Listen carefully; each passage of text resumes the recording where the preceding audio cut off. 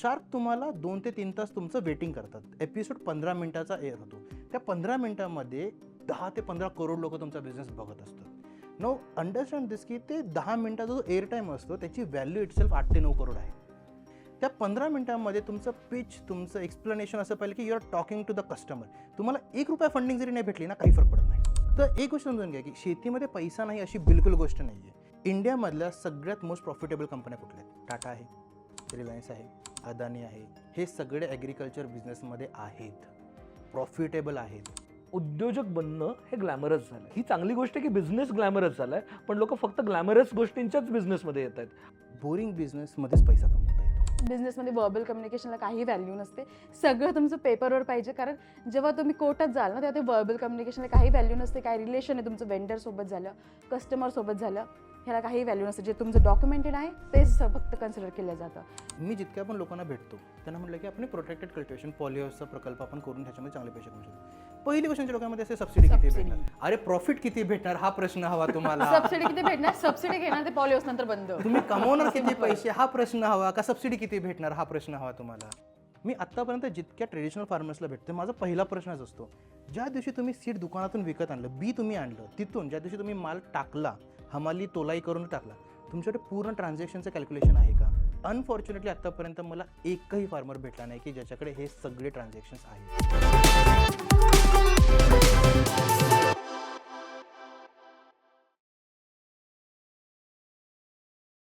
हाय, नमस्कार. मी शार्दूल कदम तुमच्या सगळ्यांचं खूप खूप स्वागत करतो नव्या व्यापारच्या या नव्या कोऱ्या एपिसोडमध्ये. आणि आज आपण नव्या व्यापारमध्ये थोडासा वेगळा प्रयोग करणार आहोत. ते म्हणजे आपण आपण बिझनेसचे वेगवेगळे टप्पे समजून घेणार आहोत. बिझनेसमध्ये कसं पिच करायचं, इन्व्हेस्टर्स सोबत काय बोलायचं, त्यांना काय इंटरेस्ट असतो, त्यांना काय समजून घ्यायचं असतं, ह्या सगळ्या गोष्टी समजून घेणार आहोत. बिझनेस कसा एक्सपॅन्ड करायचा, बिझनेस नेटवर्क कशा पद्धतीने करायचा, कुठल्या चुका टाळायच्या, अशा वेगवेगळ्या ॲस्पेक्ट्सवरती आपण फोकस करणार आहोत. आणि त्याच्यामध्ये जाता जाता आपले जे गेस्ट आहेत त्यांचा बिझनेस समजून घेणार आहोत. आज जे आपले गेस्ट आहेत त्यांची खरं तर तुम्हाला ओळख करून द्यायची गरज नाही, कारण तुम्ही त्यांना टेलिव्हिजनवरती बघितलेलंच आहे. पण तरी पुन्हा एकदा ओळख करून देतो. आज आपल्यासोबत आहेत क्रायझेन बायोटेकचे सुधीर देवकर आणि प्रिया देवकर. वेलकम टू नवा व्यापार. धन्यवाद शार्दूल आम्हाला बोलवल्याबद्दल. येस, तुम्ही शार्क टँकमध्ये एक सक्सेसफुल दौरा करून आलात. तर एक समजून घ्यायचं की एखादा नवीन माणूस जर शार्क टँकमध्ये पिच करत असेल तर त्यांनी काय गोष्टी ध्यानात ठेवल्या पाहिजेत, काय गोष्टी काय पद्धतीने अप्रोच केलं पाहिजे? नमस्कार शार्दूल, सगळ्यात पहिल्यांदा धन्यवाद नवा व्यापारचं आणि तुमच्या पूर्ण टीमचं, तुम्ही आम्हाला इन्व्हाइट केलं आणि आज आपण इथे डिस्कशन करतोय. सगळ्यात पहिल्यांदा मला वाटतं की तुम्ही जेव्हा शार्क टँकमध्ये किंवा कुठल्याही तुम्ही पिचिंगसाठी जेव्हा तुम्ही इन्व्हॉल्व होता, तर शार्क टँकचं ग्लॅमरायझेशन झालं आहे, त्यामुळे आपल्याला माहिती आहे असे खूप सगळे इव्हेंट्स आहेत. TIAचे इव्हेंट्स आहेत, खूप सारे व्हेंचर कॅपिटलिस्ट आहेत. ह्या सगळ्यांचे इव्हेंट्स कंटिन्युअसली चालू असतात. तुम्ही प्रत्येक ठिकाणी गेलं पाहिजे. शार्क टँकमध्ये तुम्हाला फंडिंग किती भेटते नाही भेटत हे खूपच सेकंडरी आहे. तुमचं मार्केटिंग होतं. The world knows about you. Shark Tank India हा पूर्ण वर्ल्डमध्ये बघितला जातो. आज जेव्हा आम्ही शार्क टँक इंडियामध्ये आलो, आम्हाला तर दुबईमधून इन्क्वायरीज आहेत, आता आम्हाला कॅनडामधून, नेदरलँडमधून, US मधून इन्क्वायरीज आहेत. एक वर्ल्ड डोमेनवरती आम्ही सेट झालो. जेव्हा शार्क टँक इंडियामध्ये तुम्ही फीचर होता, सगळ्यात मोठा ॲडव्हान्टेज मला भेटतो की तुमचं व्हॅलिडेशन होतं. आज मी US मधल्या एखाद्या कंपनीला अप्रोच केलं आणि त्यांना म्हटलं ना की we got feature on Shark Tank, त्याला इमिजिएटली ते कनेक्ट होतं की बाबा ठीक आहे, this is one company, Shark टँकमध्ये फीचर झाले, बेसिक वेटिंग झालेलं आहे. बेसिक वेटिंग झालेलं आहे, कम्फर्टेबल कंपनी, मी याच्याबरोबर काम करू शकतो. इम्पोर्ट असून दे, एक्सपोर्ट असून दे, काही असून दे, मी यांच्याबरोबर करू शकतो. त्यामुळे प्रत्येक बिझनेसने डझंट मॅटर तुमच्या बिझनेसची साईज काय आहे, तुम्ही शार्क टँकसाठी अपियर झालंच पाहिजे. ठीक आहे. तुम्हाला 3 गोष्टी महत्त्वाच्या याच्यामध्ये लक्षात ठेवायचं आहे. Get your CA from day 1. ज्या दिवशी तुम्ही त्यांचा फॉर्म फिलअप करताय, तुमचे नंबर्स खूपच हँडी हवेत, तुम्हाला माहिती हवेत आणि रॉंग नंबरिंग तुमच्याकडून झाली नाही पाहिजे. दुसरी गोष्ट, तुम्हाला तुमच्या जो पण बिझनेस आहे तो खूप कमी शब्दांमध्ये प्रेझेंट करता आला पाहिजे, शार्कला सुद्धा आणि कस्टमरला सुद्धा असलं. शार्क तुम्हाला 2 ते 3 तास तुमचं वेटिंग करतात. एपिसोड 15 मिनिटाचा एअर होतो. त्या 15 मिनिटांमध्ये 10 ते 15 करोड लोकं तुमचा बिझनेस बघत असतात. नाऊ अंडरस्टँड दिस की ते 10 मिनिटाचा जो एअर टाईम असतो त्याची व्हॅल्यू इटसेल्फ 8 ते 9 करोड आहे. वाव. तो 8 करोडचा एअर टाईम तुम्हाला भेटला. You should not mess in that. त्याच्यामुळे तुम्ही एकही मिस्टेक नाही करू शकत. त्या 15 मिनिटांमध्ये तुमचं पिच, तुमचं एक्सप्लेनेशन असं पाहिजे की you are talking to the customer. तुम्हाला ₹1 फंडिंग जरी नाही भेटली ना, काही फरक पडत नाही. तुमचं पिच डायरेक्टली कस्टमरपर्यंत पोहोचतंय. तो रात्री 10-11 वाजेपर्यंत बसून तो बघतोय. YouTubeवरती इट्स गोना स्टे. पुढचे 5-10 वर्षापर्यंत लोकं जाऊन ते शोधणार आहेत, बघणार आहेत. तुम्ही एका मूव्हमध्ये 10 वर्षाची मार्केटिंग करताय. त्यामुळे शार्क टँकला अपियर होण्याआधी तुम्हाला काय प्रेझेंट करायचं आहे, काय नाही करायचं आहे, तुम्हाला तुमच्या कस्टमर बरोबर काय काय बोलायचं आहे, तुमचे युनिक पॉईंट्स कुठले आहेत, तुमचं डिफरन्शिएटर काय आहे, ह्या सगळ्या गोष्टी बनवणं खूप जास्त तुमच्यासाठी गरजेचं आहे. हे तुम्हाला लक्षात ठेवणं गरजेचं आहे. तिसरं महत्त्वाची गोष्ट, तुमचा बिझनेस पुढे काय होऊ शकतो ह्याचं पिक्चर क्रिएट करणं तुम्हाला डे वन पासून खूप गरजेचं आहे. प्रोजेक्शन. शार्क टँकमध्ये फक्त शार्क तुम्हाला अप्रोच करत नाहीत किंवा फक्त कस्टमर अप्रोच करत नाही. शार्क टँक एअर झाल्याच्या नंतर VC फंड्स, इन्व्हेस्टर हे सुद्धा तुम्हाला अप्रोच करतात. दे वॉन्ट टू सी की तुमचा बिझनेस किती मोठा होऊ शकतो. उदाहरणार्थ आम्ही शार्क टँक एअर झाल्याच्या नंतर आम्हाला ओमनीवरकडून आम्हाला अप्रोच यायला सुरुवात झाली. ओमनीवरच्या मागे आम्ही जवळपास 2 वर्ष आधी हात धुवून मागे लागलो होतो. आम्ही त्यांना मेल पाठवतो की रिकग्नाइज अस, आम्हाला फंडिंगची गरज आहे, हे आहे, ते आहे. एकही ईमेलचा रिप्लाय आला नाही. ज्या दिवशी आमचा एअर झाला दुसऱ्या दिवशी ओमनीवरचा मेल आम्हाला आला की लेट्स डिस्कस. त्यामुळे हे लक्षामध्ये ठेवा की not only sharks, not only audience, जे इन्व्हेस्टर्स आहेत, जे VCs आहेत, जे HNIs आहेत, जे मोठे मोठे फॅमिली हाऊसेस आहेत, फॅमिली ऑफिसेस आहेत, हे सुद्धा शार्क टँक बघतात, ऑब्झर्व करतात आणि मग ते तुमच्याकडे येतात, अप्रोच करतात. त्यामुळे तुम्हाला हे गोष्ट समजणं खूप जास्त गरजेचं आहे की तुमचं बिझनेस काय ग्रो होणार आहे हे सुद्धा तुम्हाला प्रेझेंट करता येईल. या 3 गोष्टींना तुम्ही डे 1 पासून प्लॅन करून घ्या. त्याच्यानंतर छोट्या मोठ्या गोष्टी आहेत की जसं की जेव्हा शार्क टँकमध्ये तुम्ही असता तुमच्या डोक्यामध्ये खूप साऱ्या गोष्टी चालू असतात. प्रेशर हँडलिंग आपल्याला आलं पाहिजे. तुम्हाला उदाहरणार्थ एक बघायला भेटते की काही बिझनेसमध्ये खूप सारे शार्क्स इन्व्हेस्ट करतात, काही बिझनेसमध्ये कोणी इन्व्हेस्ट करत नाही. दिसताना आपल्याला वाटतं की नाही बिझनेस इन्व्हेस्टेबल नाही. त्याच्यामागे 2 ते 3 तासाचं मनी क्रंचिंग, डेटा क्रंचिंग झालेलं असतं. जो एपिसोड तुम्हाला बघायला भेटतो that is a favourable episode from the Sony, कारण ते TRPसाठी काम करतायत. Sony is not working for your business. त्यांना TRP कशामध्ये जास्त भेटेल ते त्याच्यासाठी काम करतायत ते. तुमचं बिझनेस क्रंचिंग, नंबर क्रंचिंग ते खूप रिगरसली तुमच्याबरोबर होणार आहे त्या 2 तासामध्ये. तुमचा कंट्रोल खूप जास्त त्याच्यावरती असणं गरजेचं आहे. हे डिसाईड करते की तुमचा शो एअर होणार की अनसीन पिचेसमध्ये कुठेतरी जाणार की तुमच्या ह्याच्याबरोबर काय होणार आहे. 3 वेगवेगळे एलिमेंट आहेत. शार्क्स एक वेगळा एलिमेंट आहे.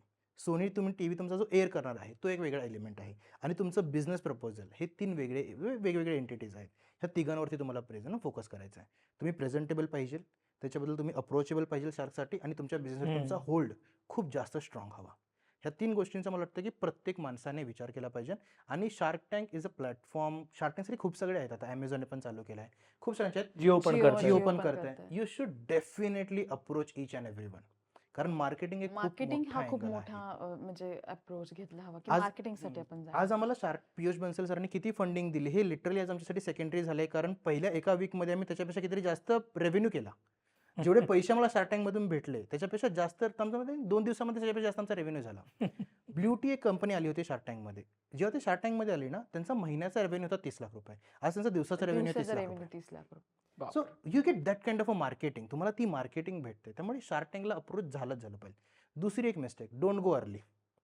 तुम्ही प्रोटोटाईप फेजमध्ये आहात, व्हॅलिडेशन झालं नाहीये, प्रोडक्ट मार्केट फिट नाहीये, त्या स्टेजमध्ये जाऊन स्वतःचा चान्स घालवू नका.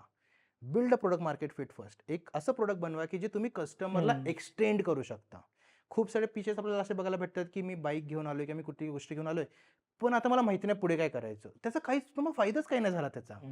Build a product market fit first, then you go to Shark Tank. की इमिजिएटली ज्या दिवशी तुम्ही एअर झाला पुढच्या 1 तासानंतर you have something to sale.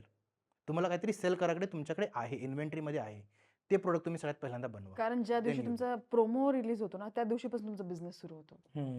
अगदी रात्रीपासून सुरू होतो. तुम्ही त्या लॉन्चला म्हणजे exactly. Almost like a relaunch of your product Yes, in the yes. World. आम्ही 3 वर्षामध्ये जितक्या लीड जनरेट केला त्याच्यापेक्षा जास्त लीड आम्ही ज्या दिवशी एअर झाला त्या दिवशी त्या लीड दिवशी जनरेट generate केल्या. 3 वर्षाच्या लीड त्या एका दिवसामध्ये जनरेट टीव्हीची ताकदच वेगळी खूप आहे. मोठी आहे, huge.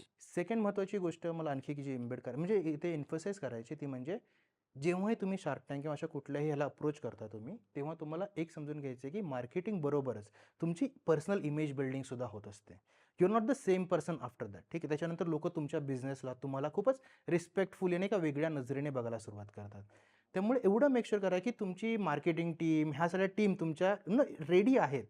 You should get maximum benefit घेता आला पाहिजे तुम्हाला त्याचा. तर ह्या सगळ्या गोष्टींचं तुम्हाला नाहीतर planning you will miss the bus. खूप मोठी opportunity, once in life time opportunity तुम्ही मेसअप करू शकता. मिसअप करू शकता. तर या गोष्टींचं आपण लक्ष पण म्हणजे ही air टीम तुम्ही होण्याच्या आधीच अगोदर बनवली prepare पाहिजे. म्हणजे एअर होण्याच्या आधीच तुम्ही अगोदरच एम्प्लॉय हायर सगळं- करून सगळं- ट्रेनिंग करून हे सगळं तुम्ही संपवलं पाहिजे. हे प्रोसेस तुमच्या आधी ॲडव्हान्समध्ये झाल्या पाहिजे. कारण तेव्हा टाइम नाही मिळत. तुम्ही सांगताना सांगितलं की तुम्ही जेव्हा पहिल्या स्टेजला होता तेव्हा तुमच्यासोबत बरेच लोक होते, स्पेशली मराठी लोक होते पहिल्या स्टेजला. पण जेव्हा तुम्ही फायनल स्टेजला पोहोचता तेव्हा खूपच कमी लोक मराठी लोक होते आणि तुम्ही ते कशामुळे घडलं? म्हणजे मराठी बिझनेसेस त्या बिझनेसेसमध्ये काही कमी होती का त्यांच्या काही पिचिंगमध्ये जसं तुम्ही म्हणता की त्या डिलिव्हरीमध्ये कमी होती? नक्की काय चॅलेंजेस तुम्ही तिथं बघितले? एक महत्त्वाचा प्रश्न मला वाटतं, की आपण ना एक डिस्कस केला पाहिजे हा, की आपण खूप वेळा ऐकतो, की मराठी माणसाला व्यवसाय करायला जमतो का? हं. हा एक खूपच महत्त्वाचा प्रश्न आहे. हे प्रत्येकाने हा स्वतःला विचारला पाहिजे. आपण कुठलाही एखादा व्यक्ती जेव्हा व्यवसाय करायला जातो, तेव्हा सगळ्यात पहिल्यांदा त्याला त्याच्या फॅमिलीतून, आजूबाजूकडून एक गोष्ट ऐकायला भेटते, की मराठी माणसाला व्यवसाय करायला जमत नाही. आता उदाहरणार्थ समजा माझ्या घरामध्ये ह्याच्या आधी कुणीच व्यवसाय केला नाही. मी पहिला पर्सन आहे. आता ह्याच्यामुळे मला 2 फायदे आहेत. पहिला फायदा आहे, की आय कॅन मेक मिस्टेक्स. मी चुका करू शकतो. कारण मला कोण टोकणार नाहीये, की "तू हे कसं केलंस? तू हे चुकीचं झालं, ते चुकीचं झालं." पण त्याची दुसरी साईड अशी आहे, की I cannot afford to make mistake. मी खूप जास्त मिस्टेक्स करू सुद्धा शकत नाही. तर जेव्हा आपण शार्क टँकवरती जातो ना, तेव्हा आपण बघतो की खूप सारे लोकं या स्ट्राटामधून आलेले आहेत. म्हणजे they R the first time in business person आहेत. फॅमिलीमध्ये कोणाचा बॅकग्राऊंड नाहीये, रिलेटिव्हजमध्ये कोणाचा बॅकग्राऊंड नाहीये, मेंटरशिप नाहीये. त्यामुळे बिझनेस करणं आणि बिझनेसच्या नंबर्सवरती, बिझनेसच्या लँग्वेजवरती होल्ड असणं, या 2 वेगळ्या गोष्टी होतात त्यांच्यासाठी. खूप सारे बिझनेस आपण असे बघतो की त्यांचा बिझनेस खूपच चांगला चालला म्हणजे they are making good business. उदाहरणाचं असं घ्या की एखादा व्यक्ती एक चांगली आय-टी कंपनी चालवतोय, पण तो त्याचा बिझनेस एवढा मोठा करू शकत नाही, की ना त्याला पूर्ण इंडियामध्ये त्याला रिकग्निशन भेटेल. दुसऱ्या साईडला एखादा व्यक्ती फक्त रस्त्यावरती चहा विकतोय, पण त्याचं ब्रँडिंग वगैरे नंबर्स क्रंचिंग करून now he becomes a brand, तो फ्रँचायझी करतो आणि करोडोपर्यंत नेतो त्याला. फंडामेंटली बघितलं तर जो माणूस आपल्या पुण्यामध्ये एखाद्या पेठेमध्ये दुकान टाकून बसला, he is more profitable than this guy. हं.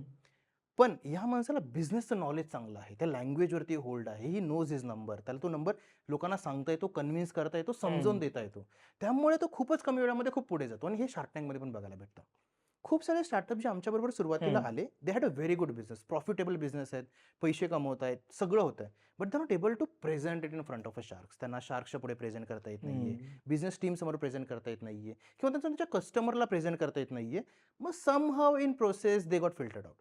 त्यांचा बिझनेस चुकीचा होता का? वाईट होता का? नाही. त्यांचा बिझनेस कमी प्रॉफिटेबल होता का? व्हॅल्यू ॲडिंग नव्हता का? तर तसं सुद्धा नाहीये.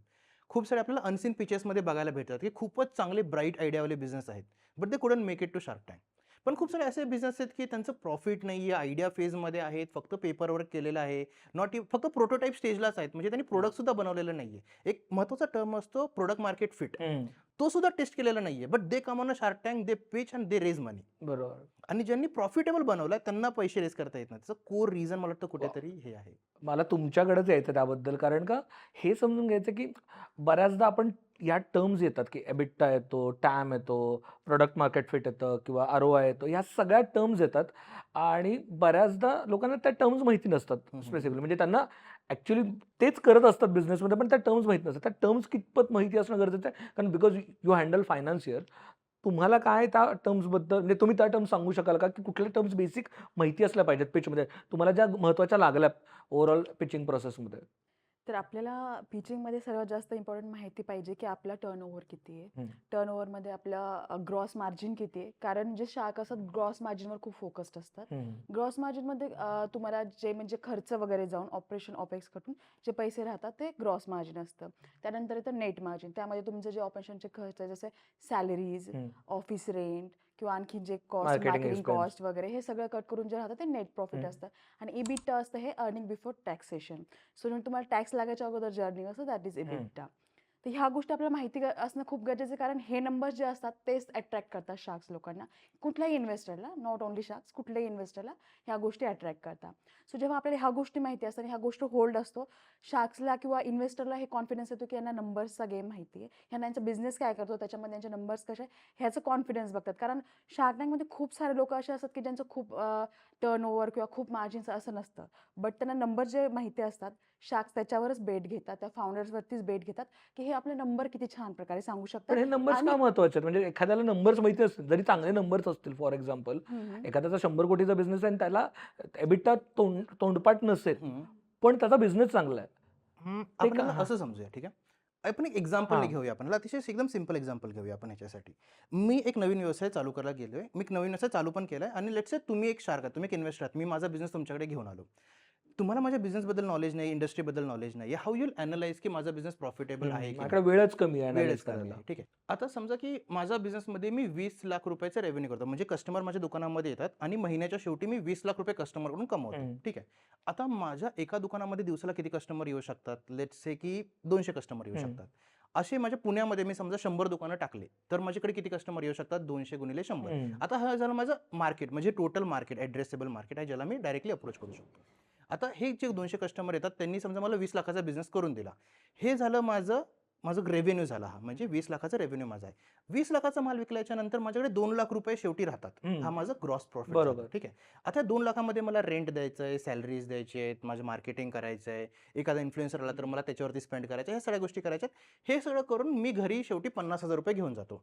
जेव्हा मी हे सांगतो की 50,000 हा माझा इबिटा झाला, it is my earning before हे सगळं. आता हे 50,000 मी घरी घेऊन घेतल्याच्या नंतर मग त्याच्यावरती मला टॅक्स पे करायचा आहे गव्हर्नमेंटला. बरोबर. मग माझं पॅट निघालं, प्रॉफिट आफ्टर टॅक्सेशन टॅक्स. नंतर मला निघालं. हे आता जर हा प्रॉफिट आफ्टर टॅक्सेशनचा माझा समजा नंबर निघाला 15,000 रुपये. या टर्म्सवरती तुम्हाला इमिजिएटली काय कळलं? 20 लाखाचा बिझनेस करून ॲट द एंड हा माणूस फक्त महिन्याला 15,000 रुपये कमवतो. Maybe this is not a investable business, हा प्रॉफिटेबल नाही आहे. ठीक आहे.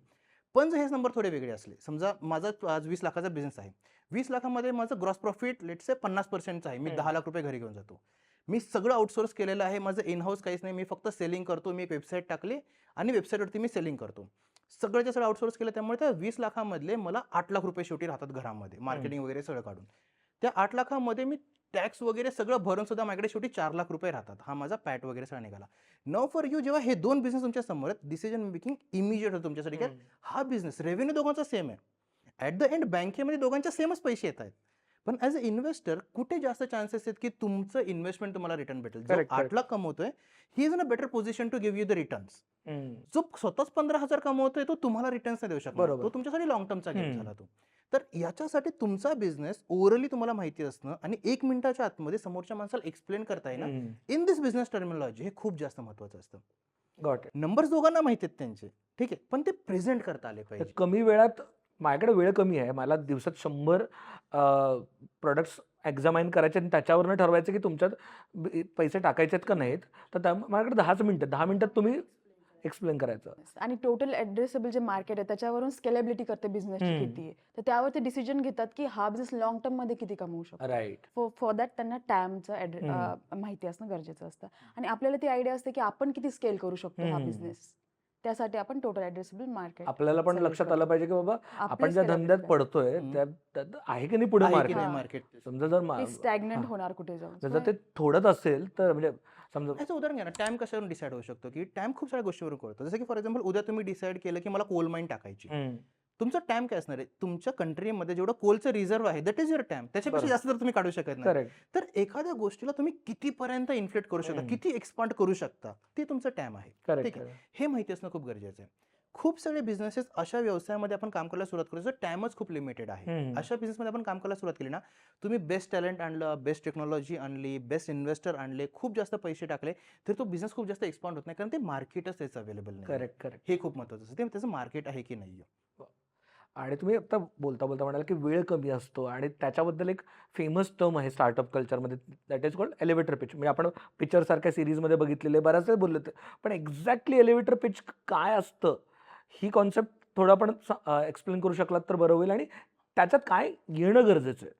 एलिव्हेटर पिच तुम्हाला 3 लोकांसाठी बनवायचं असतं. सगळ्यात पहिल्यांदा म्हणजे जेव्हा तुमचे फॅमिलीमधले किंवा ज्यांना तुम्ही ओळखता, जेव्हा तुम्हाला विचारतात की तुम्ही काय बिझनेस करता त्याच्यासाठी. दुसरं एलिव्हेटर पिच तुम्हाला बनवायचं असतं तुमच्या इन्व्हेस्टरसाठी, जो अप्रोचेबल बिझनेस पार्टी असू शकते, इन्व्हेस्टर आहे, तुमचा क्लायंट आहे, तुमचा कस्टमर आहे, तुमचा Right. तो आहे. आणि तिसरं एलिव्हेटर पिच असतं तुमच्या एम्प्लॉईजसाठी, म्हणजे जेव्हा कुठल्याही पर्सनला तुम्हाला जॉईन करायचं आहे, why he should commit his time. प्रत्येकाने टाइम लिमिटेड आहे, प्रत्येकजण बरोबर. 100 वर्ष जगणार आहे. Why he should commit his time to you. तर Correct, हे correct. 3 एलिव्हेटर पिच तुमच्याकडे नेहमी हवं. जसं की समजा मला कोणी विचारलं, माझ्या फ्रेंड्स, फॅमिली किंवा कोणी विचारलं, तू काय करतोस? तर जनरली त्यांना माझ्याबद्दल माहिती असतं. म्हणतो की मी एक कंपनी चालवतोय, क्रायझन बायोटेक म्हणून. आम्ही टेक्नॉलॉजी आणि ॲग्रिकल्चर दोघांना एकाच प्लेटवरती आणतोय. आमचं फक्त एकच फोकस आहे की ज्या माणसाला ॲग्रिकल्चरचं नॉलेज आहे किंवा नाही आहे, त्याला टेक्नॉलॉजीच्या मदतीने आम्हाला जास्तीत जास्त ROI काढण्यासाठी कमीत कमी जागेमध्ये मदत करायची. मग त्यासाठी लागणाऱ्या सगळ्या सराउंडिंग इकोसिस्टम्स आम्ही डेव्हलप करतो. ह्याच्यामध्ये लोकांना बेसिकली आयडिया येऊन जाते. प्लस ह्याच्यामध्ये खूप सारे असे पॉईंट्सही भेटतात ज्याने डिस्कशन पुढे जाऊ शकतं. बाबा इकोसिस्टम म्हणजे काय, टीजर तुम्ही दिलं काय बनवताय. तर पहिल्या 2 ते 3 मिनिट एलिव्हेटर पेजमध्ये आय डोंट कव्हर, आपण सगळं कव्हर नसतो करत की बाबा मी इतके पैसे कमवतो, इतके टीम आहे, इतके, ते सगळं नाही. जेव्हा एखादा क्लायंट आम्हाला अप्रोच करतो की बाबा ठीक आहे सुधीर, आप करते क्या हो, ठीक आहे, किंवा विचारलं की तुम्ही करता काय, तर मी सांगतो की नमस्कार, माझं नाव सुधीर देवकर आहे, मी क्रायझन बायोटेकचा फाउंडर आहे. आम्ही ॲग्रिकल्चरमध्ये काम करतो आणि ॲग्रीटेक हा आमचा डोमेन आहे. क्रायझन बायोटेक मेनली एक कमीत कमी जागेमध्ये जास्तीत जास्त ROI काढण्यासाठी लोकांना मदत करते. त्यासाठी आम्ही हायड्रोफोनिक टेक्नॉलॉजीचा वापर करतो आणि आम्ही त्याचं इकोसिस्टममध्ये कन्व्हर्जन करायचा प्रयत्न करतोय. मग आमच्याकडे प्राईस वॉचर आहे, बायर्स कनेक्ट आहे, या सगळ्या गोष्टींच्या एकत्र इन्बेड करून आम्ही एक असं सोल्युशन बनवलं आहे, ज्याने खूप कमी इन्व्हेस्टमेंटमध्ये, खूप कमी जागेमध्ये, खूप कमी रिसोर्सेसमध्ये फार्मर्स कॅन बिकम प्रॉफिटेबल. ते एक चांगली प्रॉफिटेबिलिटी आणू शकतात. म्हणजे जवळपास 15 लाख लावून एक फार्मर ₹1.5 लाख महिना कमवू शकतो. तर असं आमचं बिझनेस मॉडेल आहे. नाऊ या 2 मिनिटांमध्ये ही अंडरस्टूड एव्हरीथिंग की आम्ही काय करतो, कसं करतो, एक एक्झॅक्ट त्याला काय व्हॉट टू एक्सपेक्ट, आपण म्हणतो ना तिसरी टर्म होती व्हॉट टू एक्सपेक्ट, की 15 लाख लावून ₹1.5 लाख भेटतात. व्हॉट टू एक्सपेक्ट हे तुमच्या एलिव्हेटर पिचमध्ये हवं. जेव्हा तो एखादा एम्प्लॉई तुम्हाला जॉईन करत असतो, तेव्हा तुम्हाला आता एखाद्या अशा व्यक्तीला तुम्हाला एक्सप्लेन करायचं that you want this guy to join you. It can be anybody. ठीक आहे. तर हॅलो, माझं नाव आहे Sudhir Devkar. I am working on a agritech company which is Kryzen Biotech. मी क्रायझन बायोटेकमध्ये काम करतो आहे. आमचा सगळ्यात महत्त्वाचा प्रॉब्लेम सॉल्विंग आहे की इंडियातली सगळ्यात मोठी इंडस्ट्री, ॲग्रिकल्चर इंडस्ट्रीचा सगळ्यात मोठा प्रॉब्लेम आहे की त्याच्यामध्ये इकोसिस्टमच नाही आहे. मी माझ्या बांधा बाजूचे 4 शेतकरी सोडून बाकी कोणाला ओळखतच नाही. मी फक्त एकाच APMC मार्केटला ओळखतो. म्हणजे माझं नेटवर्क खूपच लिमिटेड आहे. आम्ही एक इकोसिस्टम बनवतो आहे, ज्याने everyone can be connected to everyone. मला ॲग्रिकल्चरचं पूर्ण नॉलेज आहे, टेक्नॉलॉजीचं पूर्ण नॉलेज आहे, मार्केट लिंकेज आहे आणि प्राईस लिंकेज आहे. ह्या सगळ्या गोष्टी आम्ही बनवायचा प्रयत्न करतो आहे. ही खूप मोठी इंडस्ट्री बनलेली आहे, बनत आहे आणि हे कंटिन्युअसली एक्सपांडिंगच आहे ही. तर ह्याच्यामध्ये आम्ही काम करायचा प्रयत्न करतो आहे. याच्यामध्ये तुम्ही काय केलं, याच्यामध्ये तुम्ही तुमचा प्रॉब्लेम काय आहे, तुम्ही काय सोल्युशन बिल्ड करताय आणि त्याची डेप्थ किती मोठी आहे, हे तुम्ही त्याला सांगून द्यायचा प्रयत्न केला. तो तिन्ही एलिव्हेटर पिच एकमेकांपासून वेगळे पण आहेत, पण सेम टाईम हे अपीलिंग पण आहेत त्या पोझिशनमध्ये तो पर्सन जो आहे त्याच्यासाठी. मला वाटतं की प्रत्येकाने आपल्या लाईफचं हे एलिव्हेटर पिच बिझनेससाठी बनवायला खूप गरजेचं आहे. प्लस पर्सनल लाईफचं पण एक एलिव्हेटर पिच बनवून ठेवलं पाहिजे, की जसे की I am Sudhir, father of 1, I am already married, मी साताऱ्याचा आहे, मुंबईमध्ये बेसिक एज्युकेशन झालं, मग बँगलोरमध्ये इंजिनिअरिंग केली, ॲग्रिकल्चरमध्ये आधीपासून खूप जास्त इंटरेस्ट होता, पण कसं करायचं, काय करायचं, जसं की बाकीच्या लोकांमध्ये प्रश्न असायचा, माझ्या पण डोक्यामध्ये प्रश्न होता. But one day I decided की यार चला लेट्स स्टार्ट इट, कुठेतरी स्टार्ट करायचं आहे. असं 2019मध्ये स्टार्ट केलं. गॉड वॉज फेअर, टाईमनी साथ दिला, सगळ्या गोष्टी चांगल्या झाल्या. So I build up successful company, profitable company झाली आमची. शार्क टँकमध्ये जाऊन आलो, व्हॅलिडेशन झाली आयडिया, खूप मोठ्या प्रमाणामध्ये लोकांचा पॉझिटिव्ह फीडबॅक भेटला. आता हळूहळू आमचं वाटते की कंपनी आम्ही 100-200 करोडपर्यंत तरी नेऊ खूपच लवकर. तर हे झालं एक पर्सनल पिच. तर प्रत्येक पर्सनने मला वाटतं की एक पिच स्वतःबद्दल, स्वतःच्या बिझनेसबद्दल हे बनवणं खूप जास्त गरजेचं आहे. राईट. म्हणजे बेसिकली तुम्हाला तुमचा प्रॉब्लेम काय करताय केवढा मोठा प्रॉब्लेम आहे आणि त्याच्यात त्याला काय, what is in it for him. हां, Vision- तुम्ही or त्याला her. accommodate करू businessचं शकता vision का? आपल्याला त्या पिचमध्ये ओके, incorporate बिझनेसचं करता विजन त्यात हे हम्म. इन्कॉर्पोरेट करता आलं पाहिजे. हे खूपच गरजेचं, कारण की ते जनरली ह्या सगळ्या गोष्टी आपण डेफिनेशन म्हणून वाचतो, पण ते एक्झाम्पल सहित कळल्या तर जास्त समजायला सोपं पडतं. आणि दुसरी एक गोष्ट मला समजून घ्यायची आहे की शार्क टँकमध्ये असो किंवा कुठल्याही पिचमध्ये असतात, ते सगळ्यात विचारतात की तुमचं वेगळं काय, what is your USP, USP. हम्म. तुमच्याकडे वेगळं काय. कारण का तुमची आयडिया बघून 100 जण ती कॉपी करू शकतात किंवा ती सेम बिल्ड करू शकतात, कारण का आपल्याकडे काही तेवढा IP प्रोटेक्शन नाहीये. नाहीये. तर तो USP किती इम्पॉर्टंट आहे आणि तो कसा बिल्ड केला पाहिजे. मला वाटतं USP बिल्ड करण्याच्या आधी ना आणखी एक टर्म आहे, बिझनेसमध्ये वापरला जातो, त्याला म्हणतात मोट.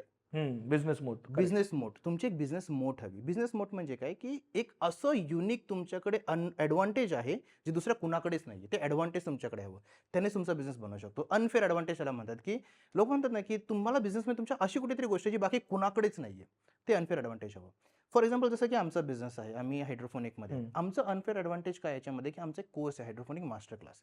हायड्रोफोनिक मास्टर क्लास ₹2000 कोर्स आहे. कस्टमर येतो, तो कोर्स करतो, त्याला हायड्रोफोनिकबद्दल पूर्ण नॉलेज येतं आणि त्याच्यानंतर तो डिसाईड करतो की मला हायड्रोफोनिक करायचं की नाही करायचं. होतं याच्यामध्ये भले पूर्ण प्रोडक्ट आमचा 15-20 लाखाचा आहे, कस्टमर ॲक्विजिशन आमची कॉस्ट 0 झाली. ज्या कस्टमरला आम्हाला एज्युकेट करायचं, तो कस्टमर त्याच्यासाठी आम्हालाच पे करतोय. राईट. हा बिझनेस मोट आहे. तुमच्या बिझनेसमध्ये तुमचा USP पेक्षा तुमचा बिझनेस मोट काय आहे तो समजून घेणं खूप महत्त्वाचं आहे. तो बिझनेस मोट बनला तुमचा, मग त्याच्या अराउंडिंग त्याचे जे आउटकम्स आहेत ते तुमचे USP बनतात. तर खूप जाता का ते आपण USP वरती फोकस करायला सुरुवात करतो. जसं की फॉर एक्झाम्पल समजा लेन्सकार्टने डिसाईड केलं की हां. मी प्लास्टिक फ्री सनग्लासेस बनवणार आहे. Plastic free sunglasses can be their USP, पण त्याचा मोट काय माहिती आहे का, त्यांच्याकडे एक अशी फॅक्टरी आहे जी plastic free sunglasses manufacturing at the lowest cost करू शकते.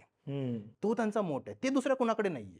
त्यामुळे लेन्सकार्टचं USP आहे की ते त्यामुळे तो युएसपी डिलिव्हर करता येईल. डिलिव्हर नाहीतर करता येतं. तो युएसपी 2 दिवसासाठी राहील. दुसरं कोणीतरी येऊन तो समजा कॉपी जर तो करेल. व्हाईट लेबर मॅन्युफॅक्चरर असेल तर कोणीतरी तो जाईल त्याकडनं, तो म्हणेल मला दे. बरोबर. टायटन जाईल उद्या आणि ते घेऊन टाकेल. घेऊन टाकेल ते. तर तुमचं मोठ बनवणं खूप जास्त गरजेचं आहे. खूप वेळा आपण बिझनेसमध्ये ना USP वरती फोकस करतो, की माझा USP हा आहे, माझा USP तो आहे. No, USP should not, you should be तो आउटकम पाहिजे तुमच्या राइट. मोठचा. 90% बिझनेसेस ते सक्सेस होतात ज्याच्या बिझनेसकडे काहीतरी मोठ असतो. हम्म. तुमचा स्वतःचा एक मोठ हवा बिझनेसमध्ये. आणि ओव्हरऑल याच्यामध्ये सगळ्या प्रोसेसमध्ये एक जाणवलं की आता आपण जो मोठ म्हणलं, USP म्हणलं, मी हा प्रश्न विचारण्याचा मागचा माझा स्पेसिफिक हेतू होता. मी गेल्या 5-6 वर्षात एस्पेशली महाराष्ट्रामध्ये हे खूप जास्त ऑब्झर्व केलेलं आहे की एखादा कोणता तरी छान केस स्टडी तयार होते, कोणतरी मोठं चालायला लागतं आणि सिमिलर बिझनेसेस धपाधप सगळ्या गावांमध्ये चालू होतात. फ्रँचायझी घेतल्या जातात आणि फ्रँचायझी बिझनेस चालतं म्हटलं तर त्याच पद्धतीचं कोणीतरी फ्रँचाईज चालू करतं. म्हणजे ते आपण चहाच्या बाबतीत बघितलंय, टी-शर्टच्या बाबतीत बघितलंय. लिटरली प्रत्येकजण त्याच बिझनेसमध्ये जातं. म्हणजे कॉपीकॅट्स मॉडेल चालले नाहीत का, तर कॉपीकॅट्स मॉडेल खूप चाललेत आपल्याकडे. पण कुठला कॉपीकॅट बिझनेस म्हणजे इन्स्पायर्ड बिझनेस चालू शकतो आणि कोणता इन्स्पायर्ड बिझनेस चालू शकत नाही. एक ना खूप महत्त्वाचा कॉन्सेप्ट ना ॲज अ बिझनेस पर्सन किंवा तुम्ही जर व्यवसायामध्ये जाता तुम्हाला समजण्याचं गरज आहे की हाऊ यू मेक मनी. तुम्ही पैसे फक्त 2च गोष्टींनी कमवता आयुष्यामध्ये. Either you earn your way or you on your way. हा सगळ्यात मला समजून घ्या कॉन्सेप्ट काय. अर्न युअर वे म्हणजे तुम्ही जो पण तुम्ही बिझनेसमध्ये प्रोग्रेस करणार आहे, तुम्ही तो अर्न करता. फॉर एक्झाम्पल तुम्ही जॉब करता, तो you work every day, you get the salary, you earn your way. On your way काय असतं, किंवा तुम्ही एखादं ॲसेट क्रिएट केलं, तुम्ही काहीतरी ओन केलं, now you get money on top of that. तुम्ही एखादा फ्लॅट विकत घेतला, त्याच्यावरती मला पैसे भेटतात. These are the only 2 mechanisms कुठल्याही बिझनेसमध्ये पैसे कमवायचे. Either you earn or you own. Franchise बिझनेसमध्ये ज्या माणसाने तुम्हाला फ्रँचायझी दिले, he is owning his way. त्याने सुरुवातीला फ्रँचायझी फी घेतली, तुमचं दुकान चालू न चालू तो पैसा कमवतोय. ज्याने फ्रँचायझी घेतली, he has to earn his way. त्याला दररोज बसायचे, मार्केटिंग करायचे, प्रोडक्ट सेल करायचे, has to earn his way. Own his way मधला सगळ्यात मोठा बेनिफिट काय आहे, की मी एखादा मला फक्त एक पिक्चर क्रिएट करायचं आहे, की दिस इज अ प्रॉफिटेबल, आणि I have to just convince someone to get that thing. अर्नवाल्याला सकाळी 6 वाजल्यापासून रात्री 10 वाजेपर्यंत दररोज त्याच्यामध्ये काम करायचं आहे. जर तो बिझनेस तुम्ही बनवलेला नसेल, तुमचं त्याच्यामध्ये युनिक प्रपोजिशन काय नसेल, तुमची स्वतःची त्याच्यामध्ये काही व्हॅल्यू ॲड नसेल, तर तुमच्यासाठी इंटरेस्टिंग नसेल, तर earn your way cannot go long term. तुम्ही जास्त वेळ ते नाही करू शकत. त्यामुळे जितक्या स्पीडमध्ये आपण बघतो ना की हे बिझनेस उभे होतात, तितक्या स्पीडने ते बंद सुद्धा होऊन जातात. दुसरी महत्त्वाची गोष्ट काय माहिती आहे, की आपल्याकडे ना एक भेडचाल आपण म्हणतो ना, हर्ड मेंटॅलिटी आहे. हो. एकाने टी-शर्टचा बिझनेस प्रॉफिटेबल करून दाखवला, की त्याच्यामागे लगेच 1000 बिझनेस उभे राहतात. एखाद्याने डेअरीचा बिझनेस प्रॉफिटेबल करून दाखवला, की त्याच्यामागे 1000 लोकं डेअरी टाकायला मोकळे होतात. कुणीतरी कुठेतरी ड्रॉप शिपिंगचा बिझनेस सक्सेसफुल केला, की लगेच त्याच्यापुढे डोमेन सगळे विकत इम्पोर्ट घेऊन एक्सपोर्ट. ड्रॉप शिपिंग चालू करतात. ह्याच्यामुळे झालंय काय, मला त्या बिझनेसचं नॉलेज आहे की नाहीये ते सगळं सेकंडरी झालंय. मी ₹1 टाकून ₹1.5 कमवू शकतो का?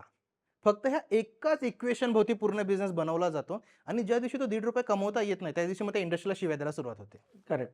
आणि हे खूप मोठ्या प्रमाणावर आपल्याला बघायला भेटतं, आणि हे जनरली महाराष्ट्रामध्येच आपल्याला मोठ्या प्रमाणामध्ये बघायला भेटतं.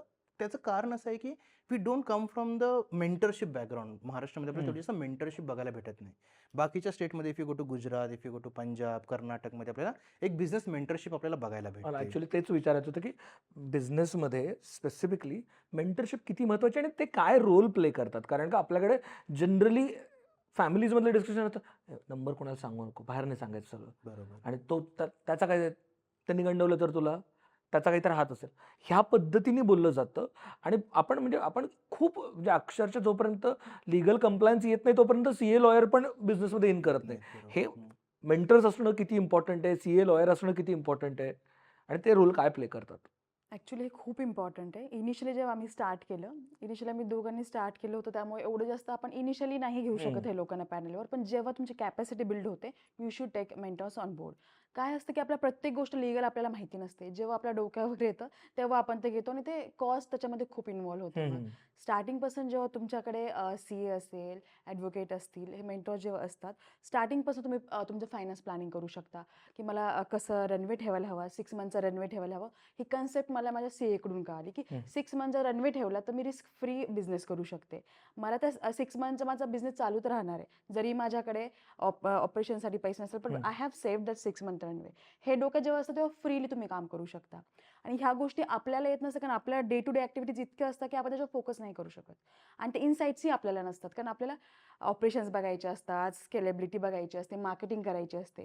जेव्हा हे लोड आपल्याकडे नसतो, 6 मंथचा रनवे आहे, तुम्ही फ्री हँडली काम करू शकता आणि फ्री हँडली अर्न करू शकता. सतत मला टेन्शन नाही की टेन्शन नाही की बेसिकली उद्या काय, उद्या माझ्या उद्याचं काय, ताटात काय नेक्स्ट पडणार मंथचं ह्याची काय, भीती नाहीये. नेक्स्ट म्हणजे सॅलरीचं काय, हे टेन्शन बेसिकली नसतं. हम्म. आणि स्टार्टअप्सला मोस्टली ह्याच याच्यामधून जायला लागतं की ह्या महिन्यानंतर नेक्स्ट म्हणजे सॅलरीचं काय. हे एका फायनान्स पर्सनचं सगळ्यात मोठं हे असतं टेन्शन. जेव्हा 30 त्या एम्प्लॉईचं एक हे असतं की यार माझी सॅलरी येणार. बट एका फायनान्स जो हँडल करतो कंपनीमध्ये त्याचं असतं की मला सॅलरी द्यायची आहे. हे सगळ्यात मोठं त्याचं फोबिया म्हणू शकता हो तुम्ही बरोबर. जो असतो. पण हे जर तुम्ही एक प्रॉपर मेंटॉर ठेवला तो तुम्हाला गाईड करतो फायनान्शियल प्लॅनिंगसाठी, जे तुम्हाला तुमचा जो बिझनेस तो सस्टेन करायला खूप हेल्प करतो. हम्म. सो आय सजेस्ट की तुमच्याकडे फायनान्शियल मेंटर तर कंपल्सरी असायला हवा. ओके. आणि लीगल मेंटर काय पद्धतीने? लीगल मेंटर हे खूप गरजेचं असतं. इनिशियली काय असतं की आपण सगळं फक्त बोलण्यावरती नसतं. इनिशियली आपला जर बिझनेस बॅकग्राऊंड नाही तर हम्म. आपण जे समोरचं की व्हर्बल कम्युनिकेशन ही हा. गोष्ट खूप असते. असं काही नसतं. बिझनेसमध्ये व्हर्बल कम्युनिकेशनला काही व्हॅल्यू नसते. सगळं तुमचं पेपरवर पाहिजे कारण जेव्हा तुम्ही कोर्टात जाल ना तेव्हा ते व्हर्बल कम्युनिकेशनला काही व्हॅल्यू नसते. काय रिलेशन आहे तुमचं वेंडर सोबत झालं, कस्टमर सोबत झालं, ह्याला काही व्हॅल्यू नसते. जे तुमचं डॉक्युमेंटेड आहे तेच फक्त कन्सिडर केलं जातं. सो इनिशियलपासून जेव्हा तुम्ही कुठलंही पार्टनर डीड असेल, वेंडर ॲग्रीमेंट असेल, कस्टमर ॲग्रीमेंट असेल जेव्हा तुम्ही कन्स्ट्रक्ट करताय किंवा तुमचं कुठलंही एम्प्लॉय ॲग्रीमेंट असेल, हम्म. हे सगळं प्रॉपर डॉक्युमेंटेड हवं.